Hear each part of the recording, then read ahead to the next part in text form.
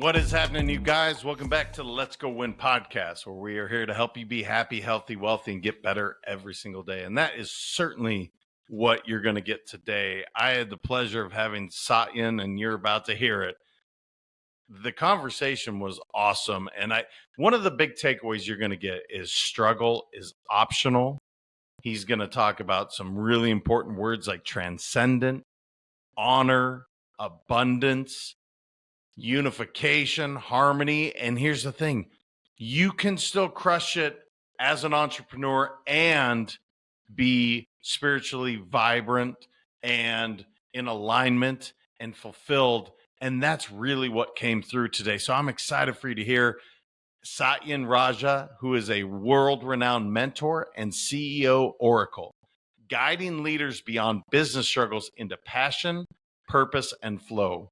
With over 30 years of experience scaling companies, he leads transcendent leadership programs, offering coaching, mentorship retreats, and spiritual adventure tours.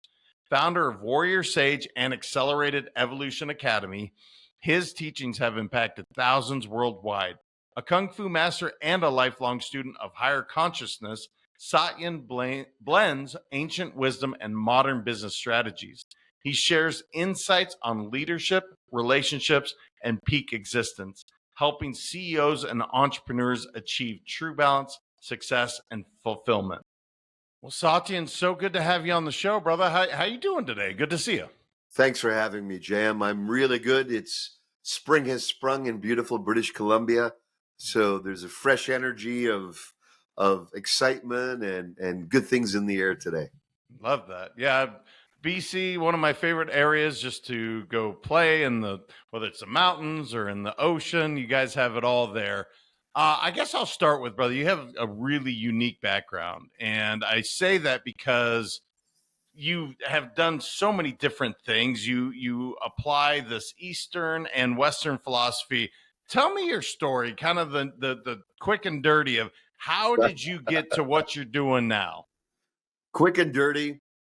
I'm raised in an entrepreneurial family. My father's side, mother's side are physicians and healers and social servants, Gandhi family. And so my life has been about how can we create business in a way that makes positive impact, first of all, to our own lives. Business, I saw the dark side of business, of overwhelm, struggle, pushing, striving, but not getting necessarily the returns you want, relationship challenges, all of that. I've been through the hell of it myself. I've seen the hell of it in other business leaders. And so I decided I want to create business that serves my life, serves my family, serves abundance, gives me the freedom I want, and uplifts me at a deeper level of being. And so for me, my journey has been, how do we create businesses that are of positive impact, starting with ourselves, and then obviously for the greater good of all. I love that. Yeah, it is interesting. I don't understand why or where it came from, because business shouldn't be that the dark side, as you said. It's like I think any business was created at some point to serve people. I mean, that would be the overall idea. But I completely understand what you're saying. I serve a community, the self community of a lot of executive and entrepreneurs that are going through the challenge of the dark side, if you will, for getting to take care of themselves. Yes. Where does it come from? So, like, why did this start to happen? That business, what have you found, brother? Because I've definitely experienced it myself, had to kind of find my way to the other side, but I see this story so frequently, and it's definitely something I want to help overcome as well. It usually starts with the fact that we've got all types of imprints within ourselves, from our family dynamics, from society, from icons that we have in media of what success is. We take on those ideas, those imprints of other people's ideas of success. We latch ourselves onto it. Our ego, which is the smaller self within us, goes, wow, that's success. If I have what they have, then I'll be finally free. And then people walk down that path and they recognize, hold on a sec. Yes, I'm working. Yes, I'm perhaps earning on my own. Yes, perhaps I'm on this entrepreneurial journey wherever I am, beginner, intermediate, quite advanced, quite successful. what happens is that ego can never get fulfilled and satisfied, because we at our deep core are spiritual beings. We're not ego beings. And so business usually is run by our ego mind, the small self that wants more and more and can never be fully appeased, can never make our dad or mom happy, can never make society happy, never feels good enough. So we have an unconscious whole iceberg within ourselves that is way below the surface, which is controlling how we feel happiness, joy, abundance, and how we make business. And so for me, it's really important. I've discovered the hard way, like many entrepreneurs, that until I get the inner game right, the outer game will always be in struggle. So for me, the inner game is reflected through the outer game of business. What happens? So now I've rescripted my life to go for peace, equanimity, joy, time with faith, with spirit, with God, with my family, enjoying my family time, making sure that's sacrosanct, that I don't eat it into that, because I almost lost my wife and my kids because of it, right? Becoming very successful here, shooting myself over here. So my story is like many other stories, but the way to remedy it, Jem, is to reorganize your values and say, I want a life of total freedom, not just this narrow bandwidth. And to have that life of total freedom, you got to do the inner spiritual work. And that's just the way it is. Yeah, and I think what's kind of, I guess, interesting is with your background, being a kung fu master, coming from healers. I don't know your exact when it comes to spiritual, but when it comes to you've hosted spiritual adventure tours. Like I, you have the background, and yet somehow got lost in the shuffle along the way as well. And that's what's so fascinating to me, because I was the same, man. It's like I knew I was working hard for my family. That was why I started, and yet I got so lost so fast. And I guess it was the ego just saying more, more, more. But here's the funny thing, or the intriguing thing is, once I found the holistic approach, once I actually spent less time at work and more time at home, guess what? More abundance actually flowed into my life, and it's more fulfilling, and I'm aligned. I don't know if the question was in there, but I guess it's really is like, how do we lose ourselves so quickly, and then how do we get reset and back into it, brother? Because I just know I didn't really figure it out until I almost lost my wife and family as well, right? Being separated for a year. That was my wake up call. And I don't want people to go through that. I don't want the health scare. I don't want the divorce papers being thrown at somebody. How do we reach people so they don't go through that as well? Well, if you're a brother and sister listening out there now and you're hearing JM's story, my story, don't be a jerk and go down that road. Pull the horses back from your ego and recognize you don't have to go to this. And there's many entrepreneurs that weren't able to turn it around personally and have lost relationships. Like, we got some of the biggest billionaires in the world right now who are horrible with their families. They got kids all over the place, making more kids, never happy, got women strewn all over the place, no matter what billions they have. Happiness is not sourced in how much you have. It's sourced in how much fulfillment and how much service and how much wisdom you gain along the path. Happiness is a path of wisdom, gaining wisdom from our life, not the accumulation of more, and not not parading around our ego and creating a false image that we always got to live up to. The false image is the problem, and that shows up in two major egoic ways. The one that we know of, self-aggrandizing yourself. I'm this, I'm powerful, I'm going to become more powerful, I'm going to be number one. Just hear the energy of that. You don't realize that crushing it attitude crushes yourself, because Mm. whatever you put out there comes back. My dad taught me this years ago. Son, if you point that, it's all being pointed back to you. So you got to look out for the mirror and don't throw into the mirror stuff that's going to be thrown back at you. It also takes a humbling. I almost died in a drowning accident years ago and almost lost my family. So I had a double whammy of holy shit moment where I went, either grow deep and find what's truly meaningful or not. Now, if you're an entrepreneur, a leader, you're on that path and you've been going down that road, Turn it around. Listen to our hearts. Turn it around and reprioritize. Say, hey, do I need to spend more time with the ones I love? Do I need to take care of myself? Because if I don't take care of myself, my well being, my rest, how I eat, my exercise, then what good is abundance? What good is, I've worked with guys who've made a lot of money and they're dying. And now they're going, this doesn't mean anything. And I take them through an intense immersion where we turn around the physiological, mental, emotional challenges that we have and we get them back on track. When they're on track, they're like, holy shit, I was going after the wrong thing. So we got to recognize what we are truly wanting. What must we do to live, love, and die complete without regret? Because you can't take shit with you. Nothing. Yeah, even as you talk about it, I've mentioned this before. I always think of Steve Jobs, right? $7 billion in the bank, 8 billion, and he's literally on his deathbed saying, "I'd give it all back for just a little bit of health. Like I will give every dollar." And that's just had such an impression on me to say, "Look, I believe in abundance, 100%, guys. So we're clear. I'm pro money." And that's not the end all be all. And I'm not saying that was Steve's journey or path, although many of his stories, you read about it, you hear about, he was pretty business focused and lost sight of some of the things that make our life so rewarding, so fulfilling.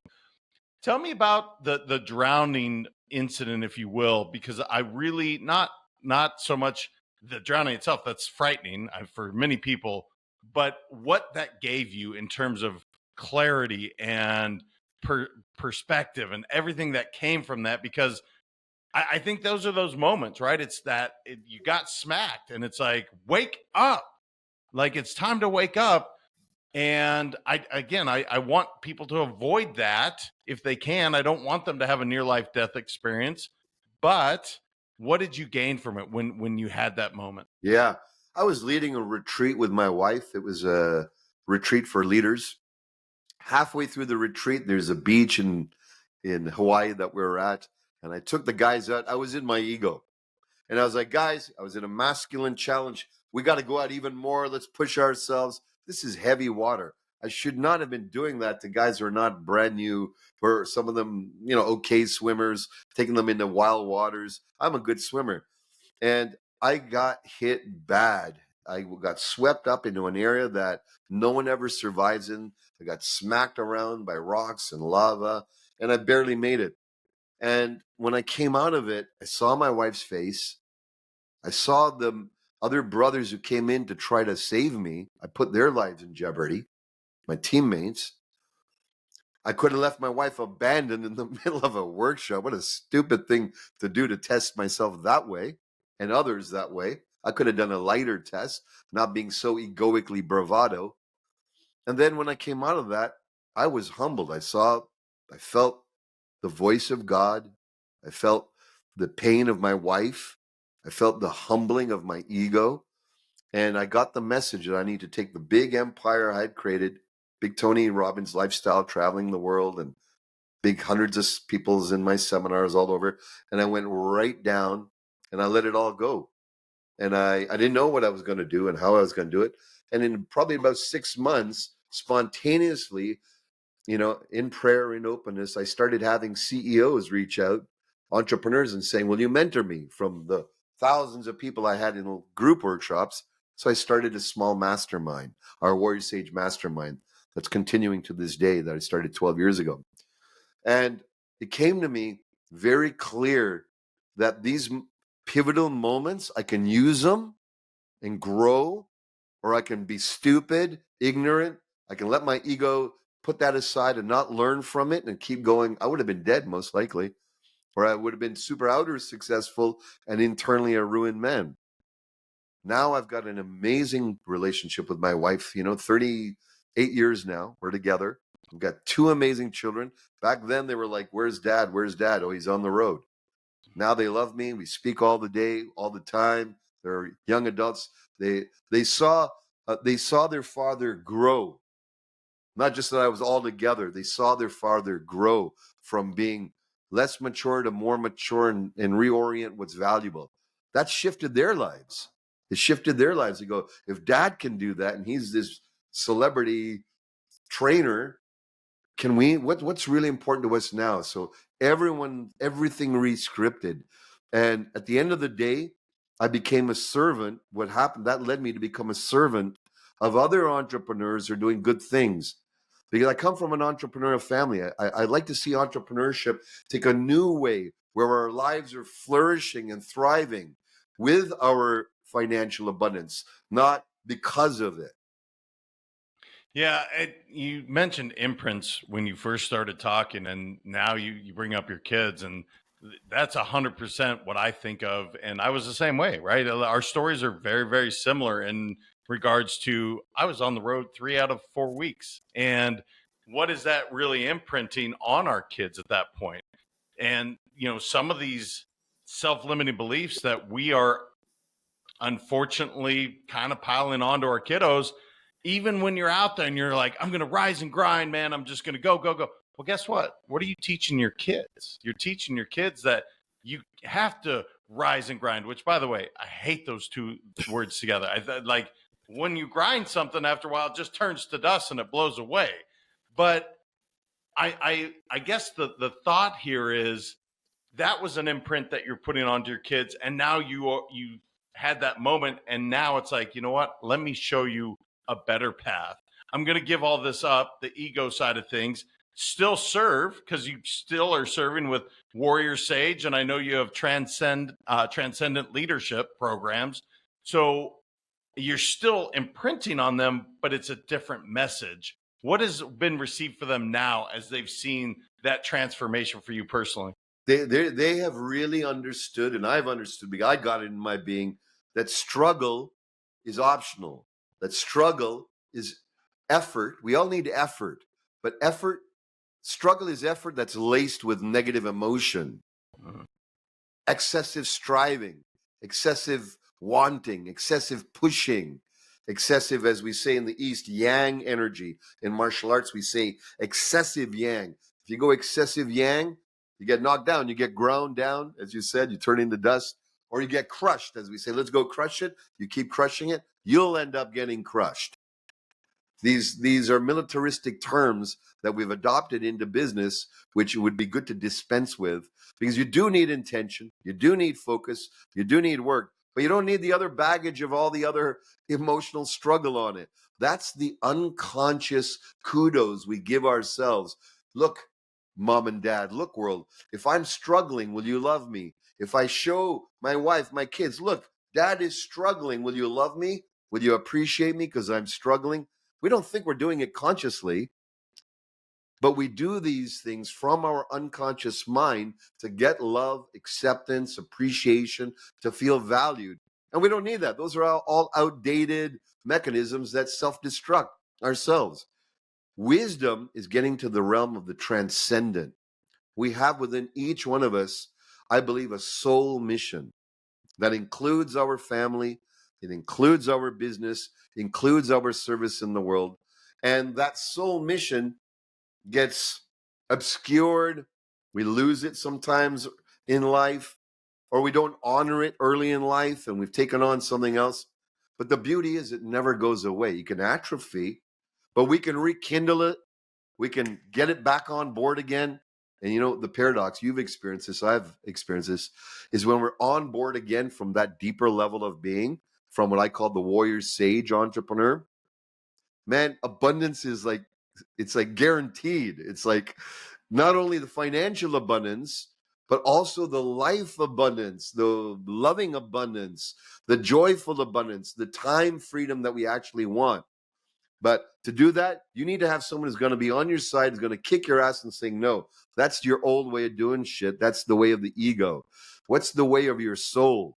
And when you have others that keep you at that way of the soul, and not only look at influencers or crush it influencers, but ones that get you to look at your soul and get you to listen to that, because that's the voice of wisdom. And that's the one we entrepreneurs listen to the least. And it should be the one that's throned in the center of our being.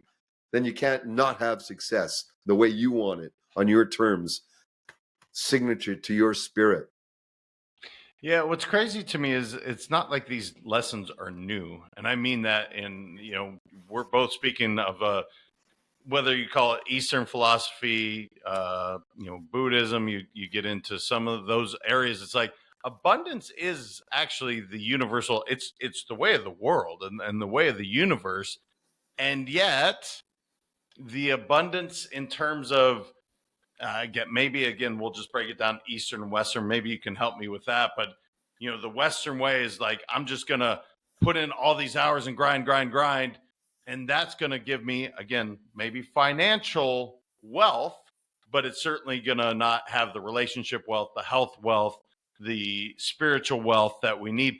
But these ideas have been around forever. Like literally, if you go back, they've been talking about abundance and tapping into your true self, and yet somehow along the way, maybe it's Western society, maybe it's just the human condition and how fast our world has become, we just kind of lost it, man. It's like but they've been talking about this. How do we miss this teaching that's been coming down forever? Because we've alienated them. We made them into two separate worlds: personal life, professional life. Hmm. Professional life, I got to be stoic, wear my tie, no emotions, do or die, go up the ladder. You're a nobody, you're an obstacle in the way. We dehumanize ourselves and we dehumanize others, and we go into a focus world of achievement through dehumanization of self and other. That has the results we have.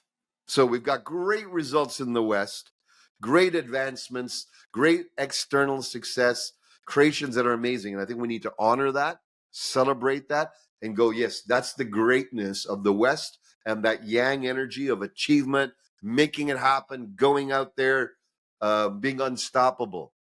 Now, if we go to the other end, only which is the yin end, the opposite side is I'll sit here, I'll receive, I'll be a magnet of attraction.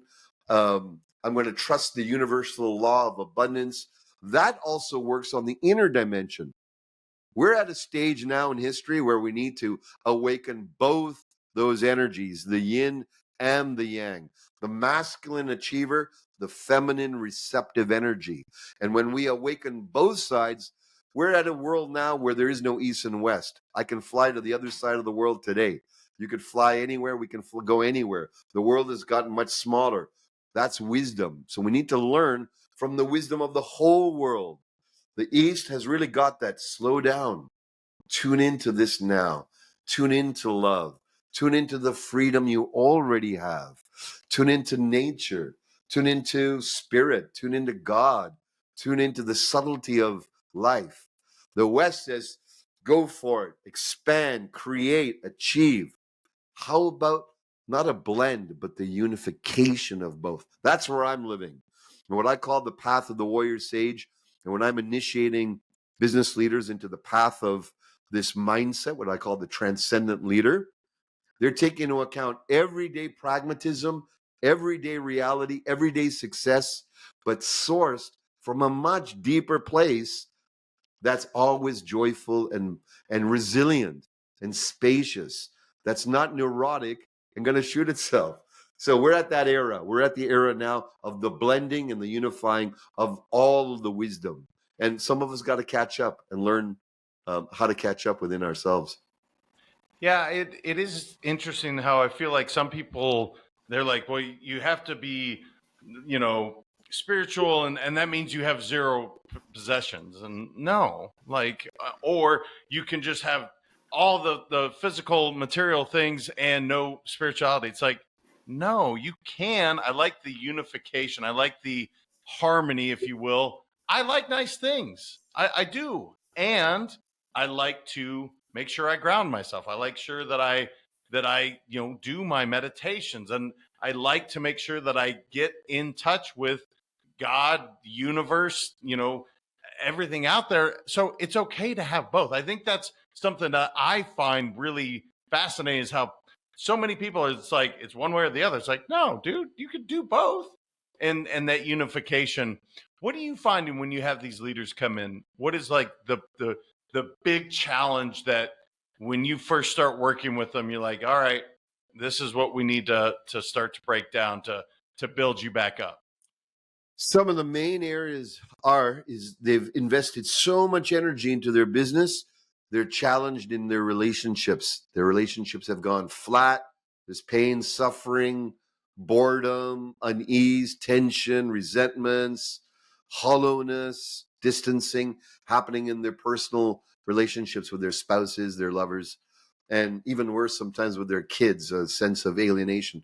So that's one realm that many people confess when they start working with me, that even though they may come to 10x their business, because I work with expanding their business in a very powerful way, but in a new way, not in a way of more and more yang. I help them tune into a way of, like Archimedes, use less energy and get more effectiveness out of the thing. Like, I'm a martial artist. The higher up you go in martial arts, you use way less energy. You don't use more, you use way less. I'm doing Brazilian Jiu-Jitsu now. I'm a purple belt. And, I use way less energy and movement than a novice. A novice will grind and go hard. They may have effect, but they're going to burn out. I ride the wave. And when they make a mistake, then I take advantage of that. It's the same with running our mindset.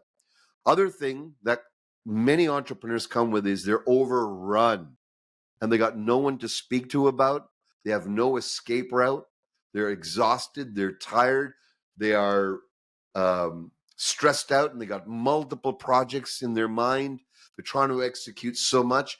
And so there's either a low grade or a high grade behind the scenes, a feeling of overwhelm, exhaustion, burning the candle at both ends.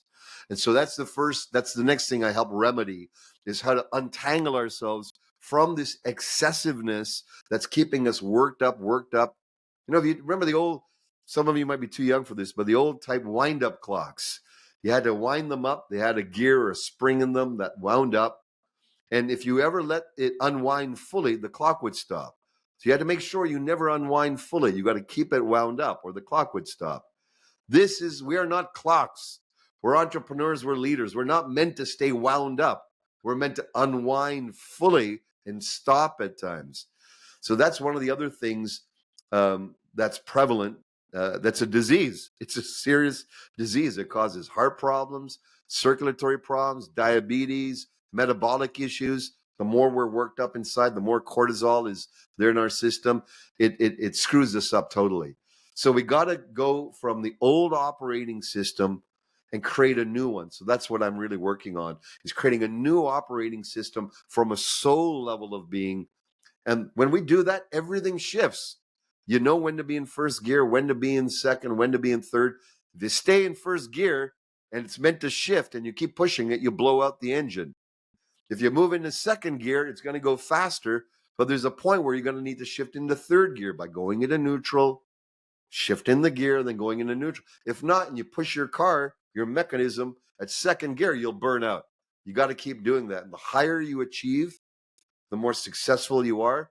You might not realize that there's more gears to your interdimensional transmission than you might even realize. And that's the work I do, is I help entrepreneurs find where are they grinding, pushing, pressing the gas too hard, and they're not shifting to the next transmission level. And that to me is the secret, not only of business, it's a secret of relationship and of life itself. Yeah, I'm curious for just from a practical standpoint, if somebody's listening, they're like, all right, cool, I'm in, I want to get better.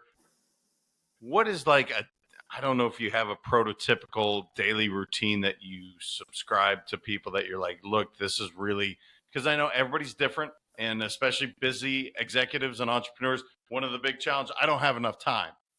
Well, that's a challenge in itself, right? And we could talk about that.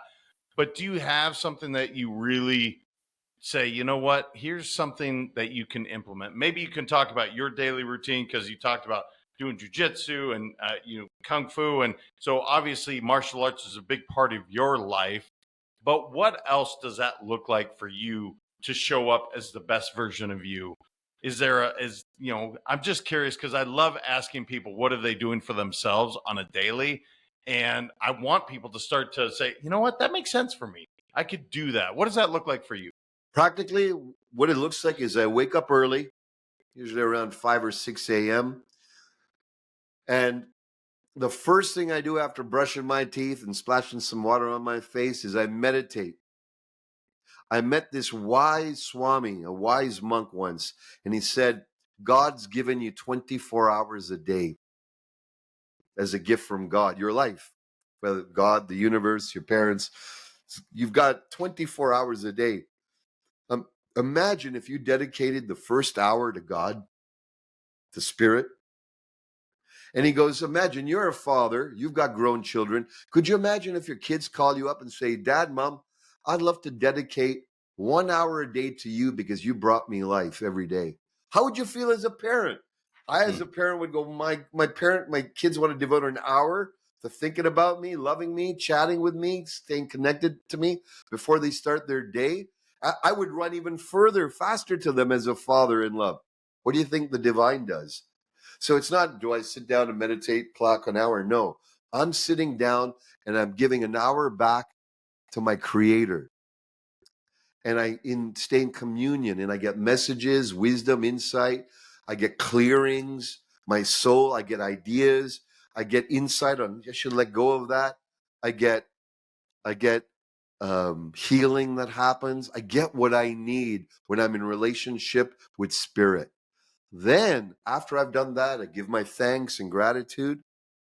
And then I work out, I exercise. So for me, it doesn't matter what it is. Today I did 20-minute hardcore kettlebell exercises. And I'm blessed to have a sauna and a hot tub and a cold plunge. My place is a retreat that I hold my retreats in. And so I give myself a mini retreat. So an hour and a half, I do an hour of meditation.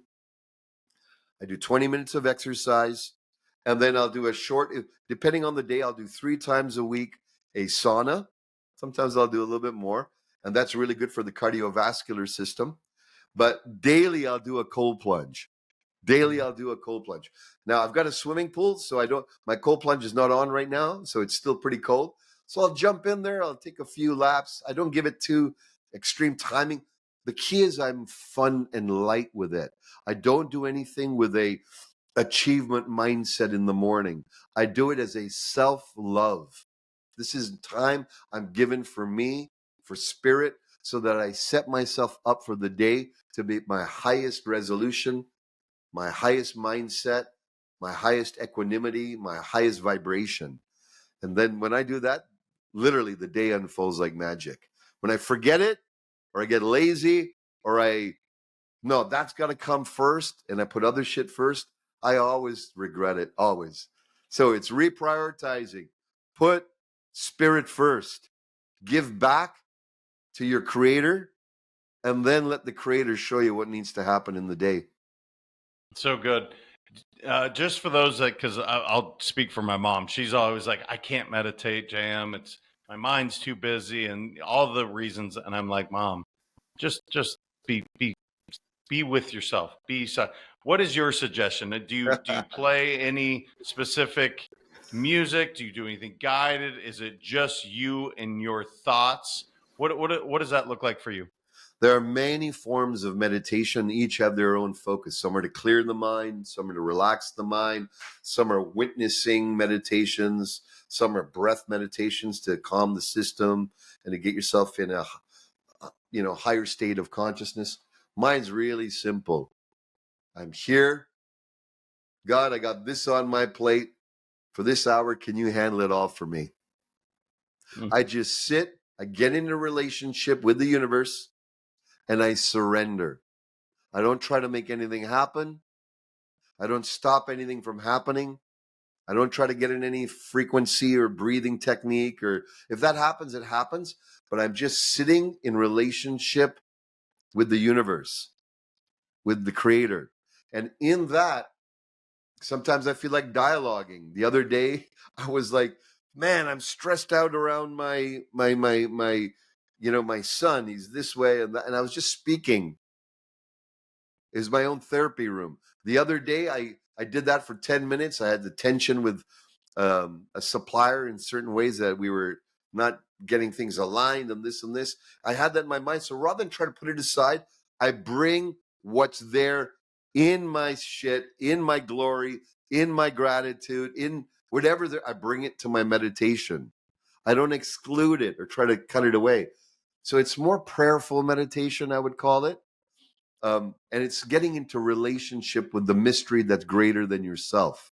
And that's a humbling, especially for us achievers, to get into a mystery with something bigger than you when you're supposed to be the biggest badass in your company. No, there's a bigger badass that's running the whole show. There's no doubt about it. and, No doubt. And that's the badass that I get in a relationship with. And it's every day it's different. Some days I'm sitting there and I lay on my back. I get the feeling of just lay on your back. And so I lay on my back. My meditation is laying down.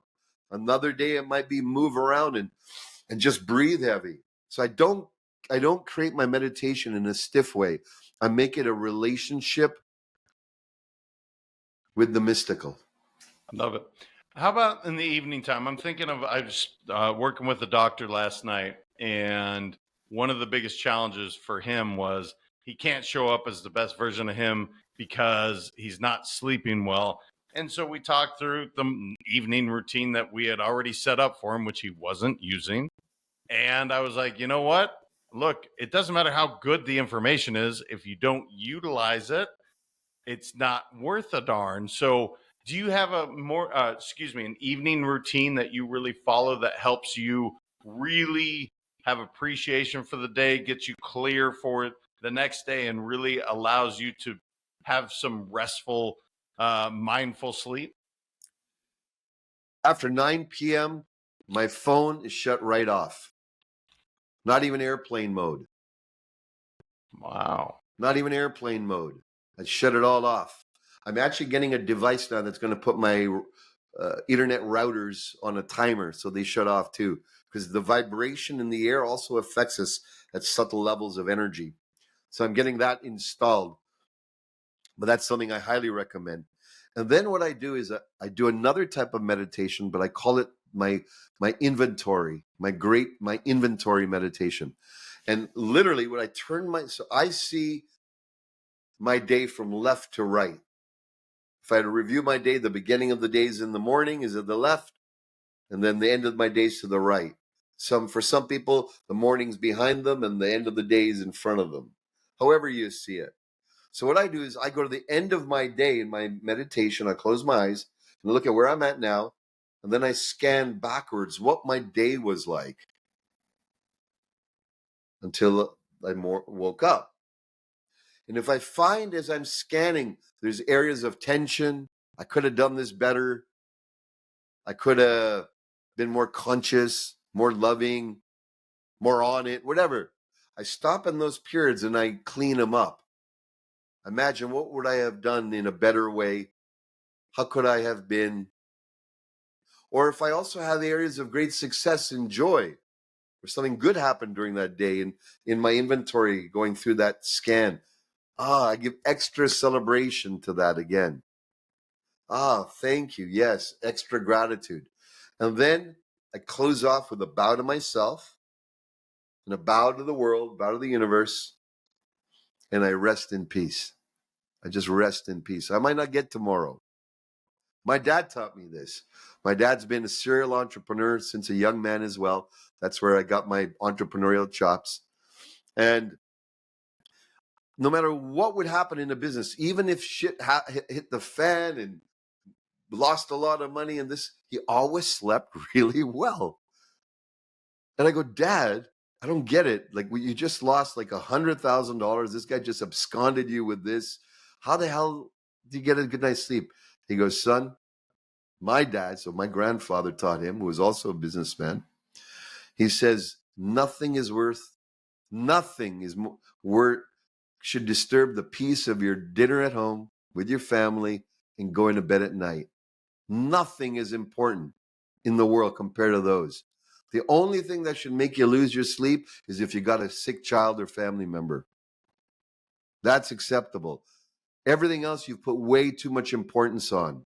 At the end of the day, when you come home, drop all importance on anything else And the only thing that matters is having a good meal with your loved ones and going to bed and having a good night rest, because you deserve it for yourself. Don't make anything more important than that. And those are wise words. My dad still sleeps a good night's sleep every day. Yeah, that is the imprinting we want to have on for our kids, so they know where the priorities really lie. I love it, brother. I'm sure there's a ton of questions I could ask you. I'm not thinking of. Is there one that you're like, JM, you need to know this? You should have known enough to ask me this as we start to wrap this up a little bit. Struggle is not sacred. Overwhelm is not sacred or makes you special to yourself or anyone else. Burning yourself out, achieving whatever glamour that your ego wants to achieve is not true success. True success starts from within at a soul level. And that's what I really wanted to land here today. And when we prioritize that, our own inner transcendence, our own inner awakening, our own inner state of being, and we make that priority, our outer success will be unstoppable. Unstoppable. I've seen this time and time over again with the hundreds of mentees I've served over the years.